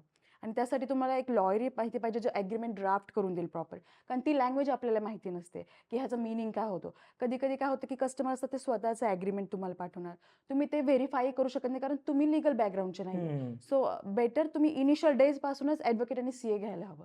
इट्स लाईक माय प्युअर म्हणजे सजेशन. बेसिकली तो इन्शुरन्स घेतल्यासारखंच आहे अगदी तुम्ही. अगदी इन्शुरन्स घेतल्यासारखंच आहे कारण आणि ते का- मस्ट आहे जर तुम्हाला स्केल करायचा आहे बिझनेस तर. मला काय वाटतं ना याच्यामध्ये की आपण एक गोष्ट समजून घेतली पाहिजे आणि एक माइंडसेट शिफ्ट पण आपल्याला हवा. मला जर इथून 10 किलोमीटर कुठे जायचं तर मी गुगल मॅप ओपन करतो. तर गुगल मॅपमध्ये ती जी बाई जी मला सांगत हां. असते ना, she is kind of my mentor. ती सांगते मला लेफ्ट घ्यायचा की हम्म. राईट घ्यायचा, कुठे हां. जायचं. मी 10 किलोमीटर जाण्यासाठी सुद्धा मी मेंटरशिप घेतो. पण मी एक बिझनेस उभा करण्यासाठी सुद्धा मेंटर घेत नाही. हा खूप मोठा माइंडशिफ्ट चेंज आपल्याला केला पाहिजे. हम्म. हे खूप महत्त्वाचं आहे. दुसरी गोष्ट, मी इथून जम्मू काश्मीर म्हणा कुठेही जाऊ शकतो जगामध्ये जोपर्यंत माझ्याकडे गुगल मॅप आहे. मला पुढच्या लेफ्ट राईट शिवाय पुढचं काही माहिती नाही. मला फक्त पुढच्या लेफ्टपर्यंतच नॉलेज आहे. पण त्या लेफ्टच्या पुढे सुद्धा जे पण मला गाईडन्स भेटेल त्याच्यावरती मी माझी जर्नी कंप्लीट करू शकतो. राईट. हा कॉन्फिडन्स आपल्याला जो येतो आपल्या जर्नीमध्ये तोच आपल्याला बिझनेसमध्ये येतो. एक बिझनेसमध्ये ना 4 लोक असणं खूपच महत्त्वाचं असतं. एक सक्सेसफुल बिझनेस किंवा तुम्हाला लाईफमध्ये ग्रो होण्यासाठी हे 4 लोक असणं तुमच्याकडे खूपच गरजेचं असतं. सगळ्यात पहिला म्हणजे तुमचा CA ज्याला फायनान्सचं नॉलेज आहे, who can safeguard you from all financial things. दुसरा म्हणजे तुमचा लॉयर जो तुम्हाला लीगल गोष्टीकडून सगळ्याकडून सेफगार्ड करेल. तिसरा म्हणजे तुमच्याकडे असा पार्टनर हवा आहे की समजा तुम्ही उद्या नाही ऑफिस अटेंड करू शकत आहे, एमर्जन्सी झाली, तुमचं स्पीड ऑफ ट्रान्झॅक्शन थांबत नाही आहे. आणि चौथी महत्त्वाची गोष्ट म्हणजे कोणतरी असा पर्सन जो तुमचं ऑपरेशन्स म्हणजे ऑल द ग्रंट वर्क आपण ज्याला म्हणतो ते करतो. जे बिझनेस अर्ली स्टेजमध्ये 4 लोक डेव्हलप करून घेतात ना, ते बिझनेस बाय डिफॉल्ट ते मोठे होतात. तुम्हाला अर्ली स्टेजपासून हे 4 लोक तुम्हाला जितक्या लवकर जमतील. जसं तुम्ही पैसे कमवायला सुरुवात केली, पहिल्यांदा या चौघांचं प्रोव्हिजन बनवून घ्या. एक तुमचा CA हवा, त्याने तुम्हाला सांगितलं पाहिजे की सर इस महीने हम लोग इतना कमा रहे, अगले महीने इतना कमाएंगे, ये साल का प्रोजेक्शन ये, अगले 6 महीने का ये, अगले 1 साल का ये, 5 साल का, 10 साल का, 15 साल का. एक तुमचा लॉयर पाहिजे. लॉयरने तुम्हाला प्रत्येक गोष्ट डिटेलमध्ये सांगितली पाहिजे. आजच्या घडीला सुद्धा आपण जेव्हा एक बिझनेस उभा करायला जातो आपल्याला जवळपास 1 महिना लागतो. म्हणजे इंडियाची legal paperwork system is a complicated system. Correct. तुम्ही सिंगापूरला जा, जपानला जा, एका दिवसामध्ये कंपनी फॉर्मेशन होतं. इंडियामध्ये अजून सुद्धा 1 महिना लागतो. हो. त्याच्यामध्ये प्रोप्रायटरशिपचे नॉर्म्स वेगळे आहेत, LLPचे वेगळे आहेत, norms. प्रायव्हेट लिमिटेडचे वेगळे आहेत. ह्या सगळ्या गोष्टी खूप वेगळ्या वेगळ्या आहेत. दुसरी महत्त्वाची गोष्ट काय, आपण ज्या वेंडर्स बरोबर काम करतोय इंडियामध्ये अजून सुद्धा वेंडर चीटिंग होते. सगळ्या गोष्टींपासून आपण स्वतःला सेफगार्ड करता आलं पाहिजे की आपण एखाद्याकडून माल विकत घेतोय किंवा माल विकतोय, आपण पेमेंट टर्म्सला काय ॲग्री करतोय, त्या फाईन लाईनमध्ये काय लिहिलेलं आहे, त्याचा अर्थ काय, मला ते बिझनेसमध्ये कुठे डॅमेजिंग होऊ शकतं की नाही होऊ शकत. सो एक कॉन्सेप्ट जो असतो की क्वेश्चनिंग एव्हरीथिंग, हे लॉयरचं एक माइंडसेट तसं डेव्हलप झालेलं असतं ओव्हर द पिरियड की question every sentence. As a business तुमच्यात ते डेव्हलप झालेलं नसतं. ठीक आहे, युअर अ प्रोसेस गाय, तुम्ही प्रोसेस चांगले बनवू शकता. हे तुम्ही आउटसोर्स केलेलं कधीही चांगलं असतं. तिसरं म्हणजे तुमचा एक पार्टनर हवा तुमच्याकडे. समजा उद्या माझा ॲक्सिडेंट झाला, मी बेड रिडन आहे 3 महिन्यामध्ये, असं नाही झालं पाहिजे की 3 महिन्याच्या नंतर जेव्हा मी उठून आलो तेव्हा कंपनीज बंद झाली आहे माझी. You should have a one partner, तो स्पीड ऑफ ट्रान्झॅक्शन थांबून देत नाही आहे. ठीक आहे, ज्या गोष्टी जशा स्पीडने चालल्या तो त्या गोष्टीने स्मूथली चालू ठेवतोय. आणि चौथी महत्त्वाची गोष्ट म्हणजे who can manage all your grunt work. ठीक आहे, तुमचं ऑपरेशन्स कंपनीचं. एक कंपनी चालवण्यासाठी जे आपण सुरू करतो ना, वॉचमॅनपासून, सिक्युरिटीपासून, पासून शटर पण मीच उघडतो, टाळा पण मीच लावतो, सुरुवातीला झाडू पण मीच मारतो. एक फाउंडर सगळ्या गोष्टींपासून सुरुवात करत असतो. But as soon as you start making money, तुम्ही ह्याच्यातून स्वतःला सेपरेट केलं पाहिजे. You should have someone who is taking care of all this, आणि तुम्ही फक्त आणि फक्त ग्रोथवरती फोकस केला पाहिजे. तर या गोष्टी मला वाटतं की खूप जास्त गरजेचं असतात, आणि it all comes into the purview of the mentorship. Wow! मला हे ॲक्चुअली खूप महत्त्वाचं, आता खूप क्रुशियल मुद्द्यांकडे तुम्ही नेलत. हा को फाउंडर सिंड्रोम का काय त्याला टर्म वापरायची माहीत नाही मला. स्पेसिफिकली हे होतं की 0 to 1 फेजमध्ये तुम्ही सगळं करत असता. बरोबर. झाडू मारण्यापासून सगळं करत सगळं, असता. म्हणजे आम्ही पण आता आमच्याकडे पण मी आणि ओंकार बाथरूम धुण्यापासून सगळ्या सगळं सुरुवातीला करतो. केल्या. पण आता ती फेज आली की कामं डेलिगेट करायला लागतात. पण ते डेलिगेशन करताना थोडीशी भीती येते की त्याला मी करतोय तसं करेल का हा व्यक्ती? मला हवंय त्या क्वालिटीचं होणार नाहीये. पण मी थांब मी करतो. हे जे होतं ना डेलिगेशन करताना जे एक डायलेमा तयार होतो, द्वंद्व होतं मनात, की हे मी कुठलं काम डेलिगेट करू की जेणेकरून ते काम चांगलं होईल, पटपट होईल आणि मला शांतता मिळेल, आणि कोणत्या कामावरती मी कॉन्सन्ट्रेट करू ज्यांनी बिझनेस ग्रो होईल. हे कसं डेलिगेशन करायचं आणि त्याच्यासाठी काय माइंडसेट असला पाहिजे? जेव्हा आपण 0 to 1 किंवा 1 to 100 ची जर्नी करतो ना, आपल्याला एक सगळ्यात महत्त्वाची गोष्ट समजणं आहे की what do you have in abundant. ठीक आहे, जेव्हा मी 0 to 1 करत असतो, I have time in abundant. माझ्याकडे टाईम खूप जास्त खूप आहे. वेळ आहे. ठीक आहे, माझ्याकडे तेवढे लेबर्स नाही आहेत, एम्प्लॉईज नाही आहेत, I don't have that much fund, माझ्याकडे तेवढे पैसे नाही आहेत. So once I have time in abundant, मी टाईम स्पेंड करतो. मी बाथरूम स्वतः साफ करू शकतो, झाडू स्वतः मारू शकतो, शटर स्वतः उघडू शकतो, I can do everything, email स्वतः ब्लास्ट करू शकतो, मी सगळं स्वतः करतो. बट ॲज सून एज मी एका स्टेजवरती पोहोचतो, जेव्हा माझा टाईम खूप कमी होत जातो, टाईम माझ्यासाठी क्रुशियल होतो. Now I have to attend more meetings, मला खूप लोकांसमोर जायचं आहे. तेव्हा पण जर मी झाडू मारण्यामध्ये आणि ऑफिस उघडण्यामध्ये आणि त्याच्यामध्ये जर अडकून राहिलो, तर कुठे ना मी पूर्ण कंपनीच्या ग्रोथला हॅम्पर करत असतो. हे महत्त्वाचं माइंडसेट असणं खूप जास्त गरजेचं आहे. म्हणजे सुरुवातीला जेव्हा मी सगळं करतोय, तेव्हा त्याच्यामध्ये परफेक्शन आणण्यामध्ये मी इतका जास्त बिझी असतो, कारण दिस इज माय बेबी. मी जो बिझनेस उभा केला ते माझ्या स्वतःच्या बाळासारखं आहे, म्हणून I want 100% of perfection in everything. पण जेव्हा मी एखादा एम्प्लॉय हायर करतो ना, एम्प्लॉयसाठी इट इज 9 to 5 जॉब. त्याच्यासाठी इज नॉट हिज बेबी. त्याला माहिती आहे मी उद्या इथे काम करणार आहे, 4 महिन्याच्या नंतर मी दुसरीकडे काम करेन किंवा मी तिसरीकडे काम करेन. सो खूप सारे फाउंडर हे विचार करून डेलिगेट करत नाही की यार he is not giving 100% attention. तो देणार पण नाही आहे. He is not your baby. तुम्ही जसं तुमच्या बाळाला सांभाळता, तुम्ही तुमच्या बाजूवाल्याच्या बाळाला सांभाळता का? नाही सांभाळत तसं आपण. ते कुठे ना कुठे तो बायस असतोच. पण जो 60% जे वर्क डिलिव्हर होतं आहे, you should first make peace with that, की यार हे 60% जे आहे ना, ते ठीक आहे. दिस 60% मला 2-3 तास माझ्या दिवसातले वाढवून देतं. त्या 2 तासामध्ये मी इतकं प्रोडक्टिव्ह काम करू शकतो, की त्याने आपण सगळ्यांची लाईफ बेटर करू शकतो. तो हा विचार नाही करायचा आहे, की I am getting 40% less value. You should always think की मला 2 तास माझे वाढून भेटतात. The moment you start considering everything in terms of a time, how much time you are earning against that particular task delegation करून, immediately तुमची thought process straight होऊन जाते. हे डेलिगेट करून जर माझा अर्धा तास वाचतोय, तर आय एम ओके विथ दिस. हे डेलिगेट करून माझे 15 मिनिटं वाचतात, आय एम ओके विथ दिस. आणि you should have one person जो हे सगळं काम करून घेईल. You should have one manager की तो सगळं काम करून घेईल. सगळे काम प्रॉपर करता याच्यासाठी एक माणूस हायर करायला हवा, की हे कामं सगळ्या टीमकडून सगळ्या टीमचा जो रिपोर्टिंग घेईल. म्हणजे तुमचं रिपोर्टिंगमध्ये आणि दिवस नाही गेला पाहिजे. दिवस नाही गेला रिपोर्टिंग पाहिजे मध्ये तुमचा. दिवस झाला. तो एक फाउंडरचा एका स्टेज नंतर once you reach that 0 to 1 ची स्टेज क्रॉस करता, तुमचं सगळ्यात पहिल्यांदा फोकस हवा की build your SOPs. Standard operating procedures तुमच्या रेडी हव्यात. तुमचं सेल्सची टीम काम करते की नाही करत आहे, मार्केटिंगची टीम काम करते की नाही करत आहे, प्रत्येक तुमच्या टीममधला माणूस कसं काम करतोय नाही करत आहे, त्याला त्याचं जे पण काम आहे, KPIs आपण ज्याला म्हणतो, ते तुम्हाला मेजर करता आले पाहिजेत, की यार मी याला हाईक दिली पाहिजे की नाही, should I retain this employee, की मी याला त्याच्या प्रोबेशन नंतर त्याला म्हणू की बाबा ठीक आहे, आपण लेट्स मूव्ह आउट. हे करण्यासाठी तुमच्यासाठी एक SOPs असणं खूप गरजेचं आहे. हे SOPs कुठून येतात? Again we go to square one, mentors, ज्यांनी ऑलरेडी बिझनेस बनवलेले आहेत, ज्यांना नॉलेज आहे या फील्डमधलं, की तुम्ही KPIs कशी कॅल्क्युलेट करू शकता.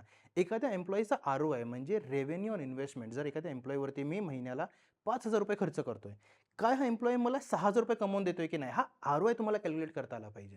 करेक्ट. तर तुम्हाला कळतं की तुम्ही कंपनी ग्रो करताय की तुम्ही फक्त कंपनी चालवताय. म्हणजे कुठल्याही रिसोर्समध्ये इन्व्हेस्ट केल्यानंतर त्यात एवढे पैसे मी या रिसोर्सवरती किंवा या मशीनवरती इन्व्हेस्ट केले, त्यातनं ROI काय हे ROI किती? तो कळला पाहिजे. पाहिजे. जनरली 90% 98% बिझनेसमध्ये काय होतं का, एक सेल्सची टीम असते 5-6 लोकांची, 10 लोकांची. त्या टीमवरती पूर्ण बर्डन असतं की तुम्हाला पूर्ण कंपनीसाठी लागणारे पैसे तुम्ही कमवून आणायचे आहेत. मग जो तुम्ही टेकचा पर्सन हायर केला आहे किंवा जो तुम्ही मार्केटिंगचा पर्सन हायर केला आहे, तुम्हाला हे बघितलं पाहिजे की ते ओव्हर लायबिलिटी तर नाही झाली तुमची. जर तुम्ही समजा सेल्सची टीम तुम्ही हायर केले, ते 50,000चा बिझनेस करून आणतात दिवसाला. तुम्ही एक असा पर्सन हायर केला ज्याची दिवसाची सॅलरी ₹1,00,000 आहे. ह्यांनी मरमर करून किती जरी काम केलं, you not gonna build a profitable company. तर प्रत्येकाचा ROI तुम्हाला कॅल्क्युलेट करता आला पाहिजे. कुणाची गरज तुम्हाला कधी आहे, कुठल्या स्टेजला आहे, हे कॅल्क्युलेट करण्यासाठी मग तुम्ही SOPs बनवण्यासाठी मेंटर्स. तर हे असं इक्वेशन आहे पूर्ण हे बिझनेस बिल्डअपमधलं. आता एक त्यातलाच एक कळीचा मुद्दा.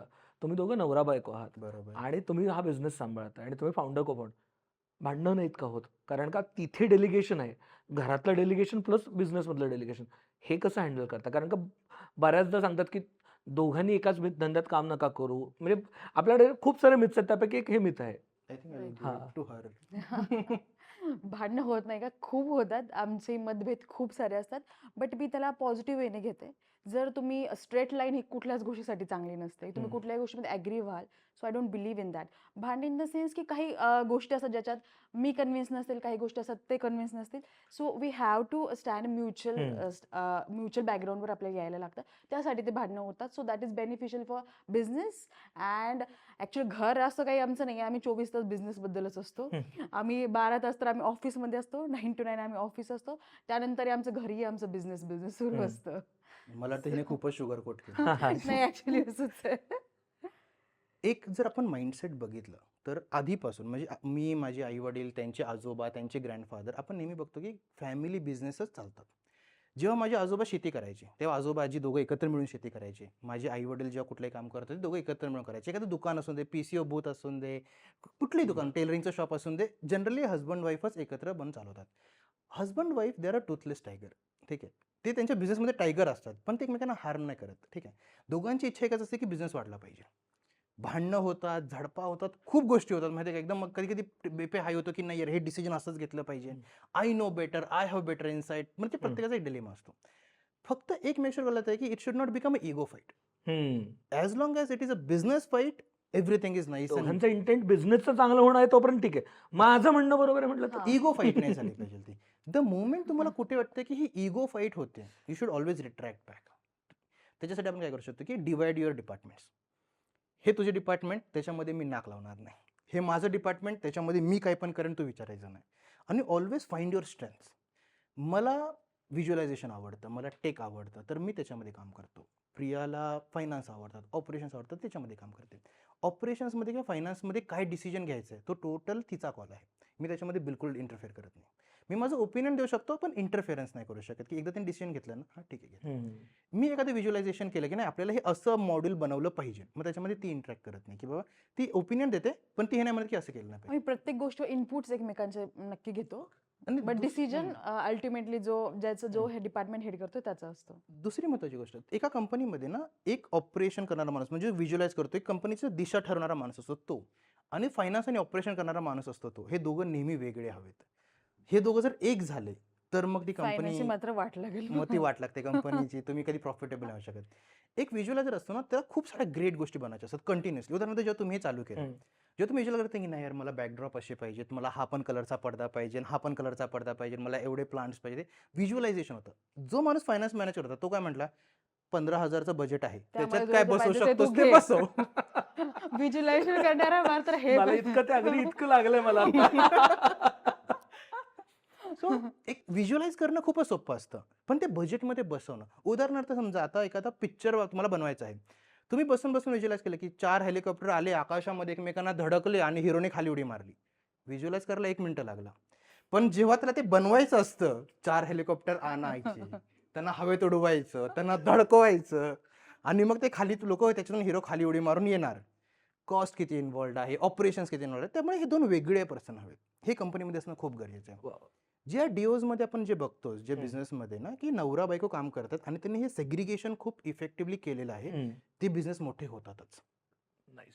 करेक्ट. यू कॅन खूपच टेक एक्झाम्पल ऑफ शुगर हो. कॉस्मेटिक्स. मला वाटतं की इंडियामध्ये ना प्रत्येक बिझनेस हा डायनिंग टेबलवरती डिस्कस होतोच. हो, होतोच, absolutely. म्हणजे होतोच. आपल्याकडे आलेल्यामध्ये आद्याच्या फाउंडरनी सायलीनी पण हेच सांगितलं की सायली क्रिएटिव्ह बघते आणि her husband looks at operations आणि फायनान्स पार्ट. हे गरजेचं आहे. बिझनेस तुम्ही बघाल की हे डिफरन्शिएशन असतंच म्हणजे असतं. जरी नवरा बायको नसलं तरी फाउंडर को फाउंडर वेगळं मध्ये हे असतं. असतं, म्हणजे दोन्ही को फाउंडर मध्ये हे Actually ठरलं ते पाहिजे. दोघांचं रिलेशन इनडायरेक्टली नवरा बायकोच हो, ते असतं. झालंच. ते भांडतच येणारच असतात बाय एकमेकांबरोबर. डिफॉल्ट. राईट. आणि दुसरा एक आता आपण कॉपी कॅट्स आणि ह्या सगळ्यात बोललो, एक खूप शार्क टँकचा इम्पॅक्ट म्हणूया आपण किंवा इन जनरलच मेक इन इंडिया आणि ह्या सगळ्या गोष्टीचा एक इम्पॅक्ट झालाय, तो म्हणजे उद्योजक बनणं हे ग्लॅमरस झालंय. ओके. आणि हम्म, हम्म. ही चांगली गोष्ट आहे की बिझनेस ग्लॅमरस झालाय, पण लोक फक्त ग्लॅमरस गोष्टींच्याच बिझनेसमध्ये येत आहेत, असं काही वाटतंय का? कारण का तुम्ही ज्या बिझनेसमध्ये आहात स्पेशली, म्हणजे ॲग्रीटेकमध्ये कोणाला यायचं वाटत नाही किंवा खूप कमी लोक येतात, कारण का तो बोरिंग वाटतो. तसा तो मातीत हात घालायचा बिझनेस आहे, टेक्नॉलॉजी किचकट बिझनेस आहे. तर हे याच्याबद्दल तुमचं काय ऑब्झर्वेशन आहे दोघांचंही? हं. Do you want to go first? No you can go Okay. First. मला असं वाटतं, हे माझं पर्सनल ओपिनियन असू शकतं, मी चुकीचा पण असू शकतो याच्यामध्ये. बोरिंग बिझनेसमध्येच पैसा कमवता येतो. माझं असं ओपिनियन आहे, माझं पर्सनल ओपिनियन असू शकतं हे. ग्लॅमरस बिझनेस म्हणजे ज्याच्या मागे सगळे पळतायत, मार्केट शेअर दिवसेंदिवस कमी होत जातो. तुमचं ॲड्रेसेबल मार्केट जरी मोठं असेल, त्याच्यामधलं सर्व्हिसेबल मार्केट किती आहे, तुम्ही किती मार्केट सर्व्हिस करू शकता. टी शर्ट पूर्ण जगामध्ये सगळे घालतात, पण काय मी जगातल्या प्रत्येकाला टी शर्ट विकू शकतो का? नाही. मी ज्या गल्लीमध्ये दुकान टाकून बसलोय, त्या गल्लीमध्ये समजा 100 फ्लॅट आहे, तर 100 फ्लॅट इंटू 5 लोक प्रत्येक घरामध्ये 500 लोक, हेच माझं सर्व्हिसेबल मार्केट आहे. मी हम्म. फक्त एवढं विकू शकतो. ठीक आहे. मग माझा ग्लॅमरस बिझनेस असण्यापेक्षा समजा मी त्याच गल्लीमध्ये त्याच जागेमध्ये जर टी शर्ट मॅन्युफॅक्चरिंगचं टाकलं, तर मी जगात कुठेही टी शर्ट पाठवू शकतो, विकू शकतो, मी करू शकतो. तर हे समजून घेणं खूप गरजेचं आहे की मी जो बिझनेस करतो तो ग्लॅमर ओरिएंटेड आहे की मनी ओरिएंटेड आहे. 90% लोकांमध्ये आपण हे बघतो की मनी ओरिएंटेड बिझनेसमध्ये लोक सक्सेस चांगलं कमवू शकतात. ग्लॅमरस बिझनेसमध्ये एवढं जास्त प्रॉफिट कमवता येत नाही, कारण every one is running behind the same गोल प्रत्येकामध्ये. एक खूप जुनी एक म्हण आहे, एक गोल्ड रश. गोल्ड रशमध्ये एकदा काय झालं होतं की कंट्रीमध्ये असं हम्म. कळलं की इथे सोन्याची खाण आहे. Right. Every one is running behind to get the gold. प्रत्येकाला ते सोनं घ्यायचं होतं. सगळ्यात जास्त पैसे कोणी कमवले माहिती आहे का? जो माणूस फावडे विकायला बसला. सॉरी. सगळ्यात जास्त पैसा कुणी कमवला? जो फावडे विकायला बसला. सोनं भेटून दे किंवा नको भेटून दे, प्रत्येकजण अटेम्प्ट मारत होतं. फावडे विकणारा प्रत्येकाला फावडे विकत होता. बाबा फावडं घेऊन जा, बघ तुझं लक, तुला भेटलं सोनं तर भेटलं. अल्टिमेटली पैसा त्यानेच कमवला. त्यामुळे नॉन ग्लॅमरस बिझनेसमध्ये खूप जास्त पैसा कमवता येतो. जेव्हा आम्ही या इंडस्ट्रीमध्ये याचा विचार केला, हायड्रोफोनिक सुरुवातीला जेव्हा आम्ही आमच्या घरातल्यांना सांगितलं, इव्हन घरातले सुद्धा कन्व्हिन्स नव्हते की हे कसं होऊ शकतं. म्हणजे एवढे जनरेशनने आपण शेती करतोय. शेतीमध्ये असं झालं आहे की लोकांना आजच्या घडीला शेती करायचीच नाही आहे. मी खूप लोकांना खूप जवळून असं बघितलेलं आहे की नाही, आम्हाला पुण्यामध्ये किंवा सिटीमध्ये मी वॉचमॅनचा जॉब करायला तयार आहे, पण शेती नको, असं माइंडसेटच्या लोकांना मी भेटलेलो आहे. दुसऱ्या बाजूला जेव्हा मी खूप लोकांना भेटतो सिटीमधल्या, तर त्यांचं असं की नाही यार, वापिस जाना है, खेती करना हा, है. म्हणजे दोन दोन्ही types एक्स्ट्रीम मध्ये. हे खूप चालू आहे. polarization बघायला माझे भेटतं आपल्याला. जे गावाकडचे मित्र आहेत, त्यांना शेती नाही करायची, आणि जे हो. सगळे शहरातले मित्र आहेत किंवा त्यांना शेती करायची. IT मध्ये, त्यांचं सगळ्यांचं म्हणणं आहे, नाही नाही, अरे ते 3 एकरची शेती घेतली, आता 6 कोटी कमवतोय. हेच दोन टोक आहेत, आणि इकडे त्याला 6,000 पण नाहीत कमवता येतात. हे ह्याच्यामध्ये परत दोन गोष्टी आहेत. हर्ड मेंटॅलिटी आपण ज्याला म्हणतो. कोणीतरी डेअरीचा व्यवसाय टाकला, मी त्याचं बघून रिप्लिकेट केला, तर मला त्याच्यामध्ये पैसे कमवता येत नाहीत. हे झालं गावातल्या मुलांबरोबर. ठीक आहे. माझ्या आजूबाजूला सगळ्यांनी सोयाबीन लावला ना, मी पण सोयाबीन लावणार. सगळ्यांनी टोमॅटो लावले ना, मी पण टोमॅटो लावणार. मग जर लकने मार्केट भेटलं तर मी विकला, नाही तर नाही विकला. But no one is putting attention to technology into this. मी काही केलं पाहिजे, मी मार्केट रिसर्च करत नाही. एखाद्या नेत्याच्या मागे हे लोक 3-3 महिने फिरायला तयार आहेत आपली माणसं. पण तोच मुलगा हे म्हणत नाही की ठीक आहे, महाराष्ट्रामध्ये किती APMC मार्केट आहेत, ठीक आहे, मी प्रत्येक APMC मार्केटला जाणार, बसणार, भेटणार, तिथल्या मी 10-10 वेंडरची लिस्ट बनवणार. कुणाला काय माल लागतो, किती क्वांटिटीमध्ये लागतो, जानेवारीमध्ये किती लागतो, मार्चमध्ये किती लागतो, डिसेंबरमध्ये किती लागतो, मी त्याचं शेड्यूल बनवणार आणि मग मी तसं ग्रो करायला सुरुवात करणार. कोणच नाही. मी आत्तापर्यंत जितक्या ट्रेडिशनल फार्मर्सला भेटतो, माझा पहिला प्रश्नच असतो, ज्या दिवशी तुम्ही सीड दुकानातून विकत आणलं, बी तुम्ही आणलं तिथून, ज्या दिवशी तुम्ही माल टाकला, हमाली तोलाई करून टाकला, तुमच्याकडे पूर्ण ट्रान्झॅक्शनचं कॅल्क्युलेशन आहे का? मी अनफॉर्च्युनेटली आत्तापर्यंत मला एकही फार्मर भेटला नाही की ज्याच्याकडे हे सगळे ट्रान्झॅक्शन्स आहेत, की बाबा मी 100 रुपयाचं बी विकत घेतलं आणि मला तोलाईला 50 रुपये लागले. कुणाकडेच कॅल्क्युलेशन नाही. ज्या बिझनेसमध्ये तुम्ही डेटा किपिंगच करत नाही आहे, त्याच्यामध्ये तुम्हाला तो बिझनेस प्रॉफिटेबल बनवणं तर खूपच दूरची गोष्ट झाली. हे माइंडसेट आपण बघतो की शेतकऱ्यांमध्ये नाही आहे. त्याच्यामुळे कुठे ना कुठे दिलं की नाही, हा बिझनेस करायचाच नाही, मला शेती करायचीच नाही आहे, मी वॉचमॅन वगैरे बनला तयार आहे, मी सिटीमध्ये जाऊन मी गवंडी काम करायला तयार आहे, पण मला शेती नको. तसं तुम्ही म्हणता, तर तो बोल्ड क्लेम आहे की बेसिकली शेतीच्या बिझनेसमध्ये प्रॉब्लेम नाही आहे, the way that business is Business done, handled. म्हणजे ज्या पद्धतीने केला जातोय त्यामुळे. त्याच्यात गोंधळ आहे सगळं. एकदम ह्याचं साधं उदाहरण घ्या. इंडियामधल्या सगळ्यात मोस्ट प्रॉफिटेबल कंपन्या कुठल्या आहेत? टाटा आहे, रिलायन्स आहे, अदानी आहे, गोदरेज आहे. हे सगळे ॲग्रिकल्चर बिझनेसमध्ये आहेत, प्रॉफिटेबल आहेत. टाटाचे जर तुम्ही टी बगान बघितले, it is one of the most profitable business. हो. रिलायन्सचे 600-600 एकराच्या आंब्याच्या बागा आहेत, त्यांचे स्वतःचे प्रोडक्शन युनिट्स आहेत. अदानीचे सफरचंदाच्या बागा आहेत, चहाच्या बागा आहेत, त्यांचे स्वतःचे मोठे मोठे ॲग्रिकल्चर युनिट्स आहेत. हे सगळे मोठे आहेत. हे इव्हन तुमच्या बरोबर अनुभव मित्तल तुमच्यासोबतच अनुभव मित्तल आहे करायचंय. आमच्याबरोबर. तर एक गोष्ट समजून घ्या, की शेतीमध्ये पैसा नाही अशी बिलकुल गोष्ट नाहीये. ही गोष्ट ना मी खूप मला प्रकर्षाने जाणवते, की तुम्ही सिटीमध्ये चालणारा एखादा माणूस बघितला ना, तुम्ही कुठल्या माणसाला थांबवा. त्यानं आयुष्यामध्ये एक स्विफ्ट गाडी घेतली, एक 2 BHK फ्लॅट घेतलाय आणि तो वयाच्या 60 वर्षापर्यंत कर्जाखाली आहे. तुम्ही एस-टीमध्ये चालणाऱ्या एखाद्या शेतकऱ्याला खाली उतरवा, 2-4 करोडची प्रॉपर्टी त्याची अशीच निघून जाते. माझी जमीन आहे, हे आहे, ते आहे.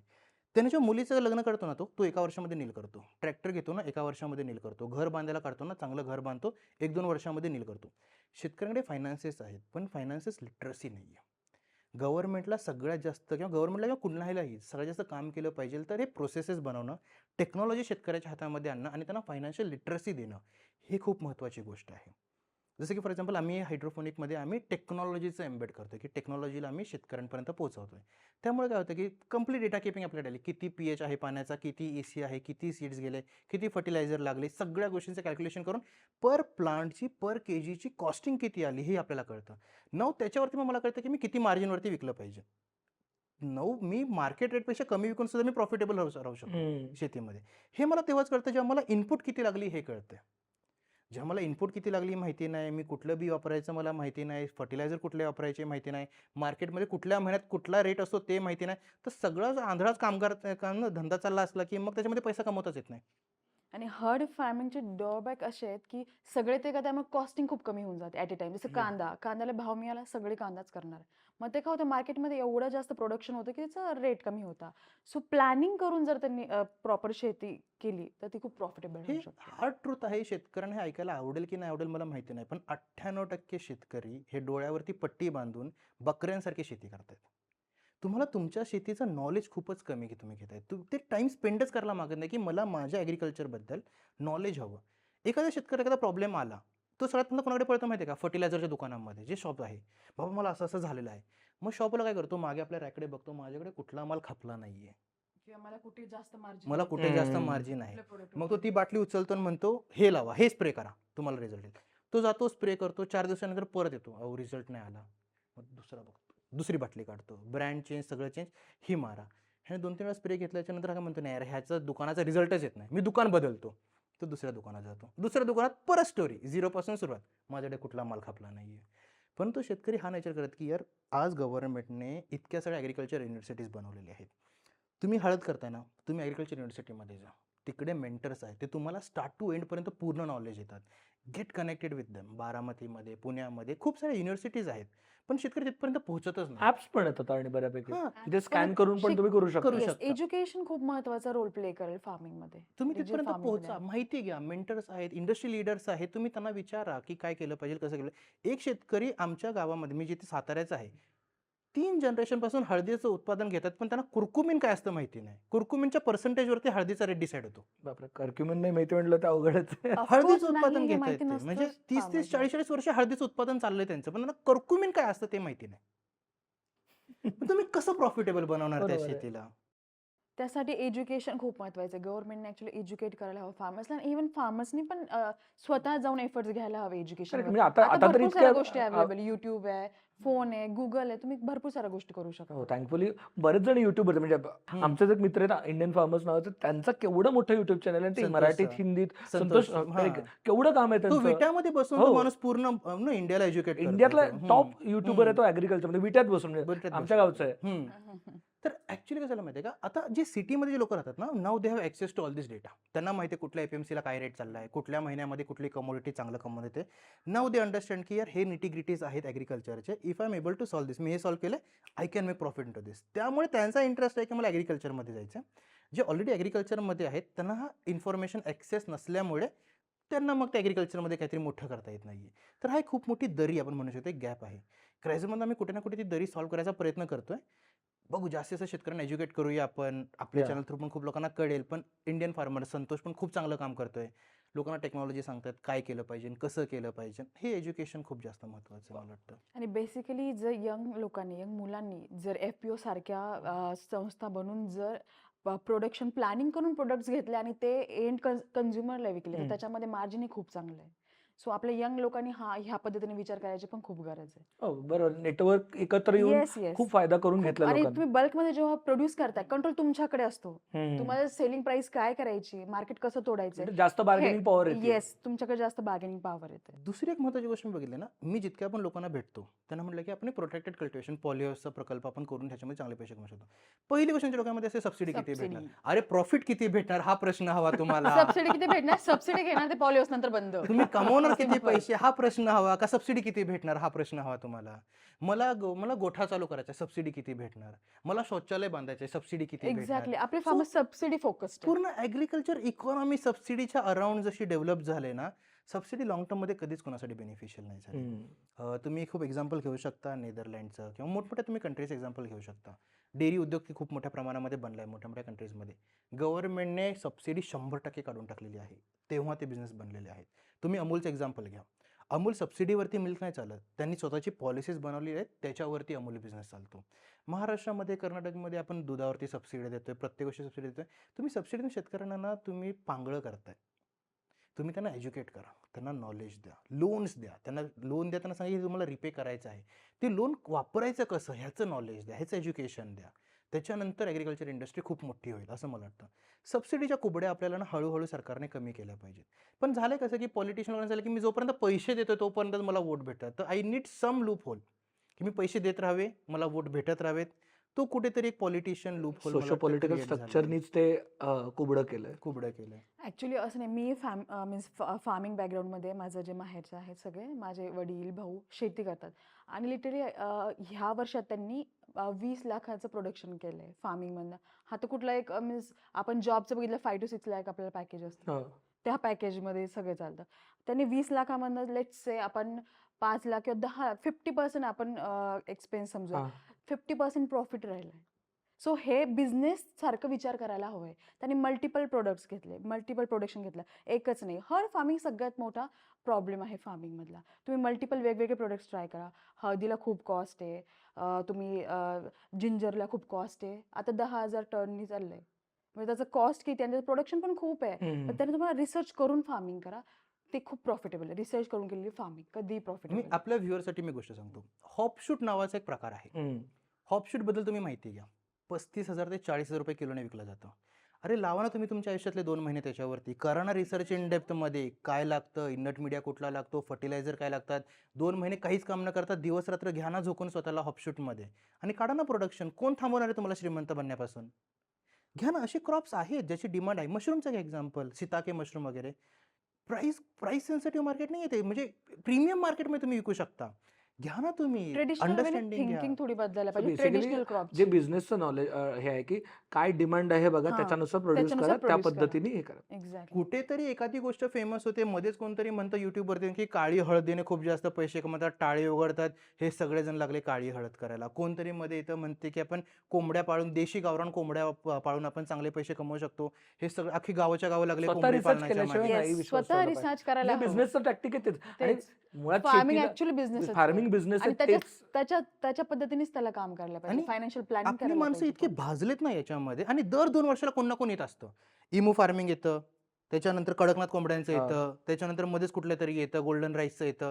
हे कंटिन्युअसली चालू असतं. अरे तुम्ही स्वतःचा रिसर्च करा ट्रेंड्स वरती ना. नाही गेलं पाहिजे. राईट. तुम्ही बेसिक स्वतःचा रिसर्च करा. आता मला एक कडकनाथ कोंबड्यांचं मला तरी माहिती आहे. कडकनाथ कोंबड्यांचं एवढं मोठं झालं की 700 आणि 800 आणि 1000 रुपयाला कोंबडी. अरे कोंबडीच आहे. 800 रुपयाला कोंबडी आणि कितीचं 200 रुपयाला अंड. शक्य आहे का? हे सस्टेनेबल आहे का? तुम्ही बेसिक अंडरस्टँडिंग घ्या ना तुम्ही. का मार्केटमध्ये रेट भेटतोय, आता चालतंय तोपर्यंत. खूप साऱ्या शेतकऱ्यांचं काय असतं माहिती आहे का, की जोपर्यंत चालतंय तोपर्यंत चालवूया. ज्या दिवशी बंद त्या दिवशी बंद. आणि ते बंद पडल्याच्या नंतर मग सरकारच्या मागे पडायचं की आमचा लॉस झाला, हे झालं, ते झालं, असं झालं, ते झालं. Polyhouse is not a new industry. Polyhouse, greenhouse, shade net house 70-80 वर्षापासून चाललेत भारतामध्ये. शेतकऱ्यांना माहिती आहे की तुमच्याकडे अवकाळी पाऊस पडतो. गव्हर्नमेंट 50% सबसिडी देते. अरे जा ना युनिव्हर्सिटीमधल्या जवळच्या, भेटा ना त्यांना, सांगा ना तुम्ही कसं पॉलिसी कन्स्ट्रक्शन करू शकता. थोडेसेच ते एफर्ट्स घ्यायचे त्याच्यामध्ये.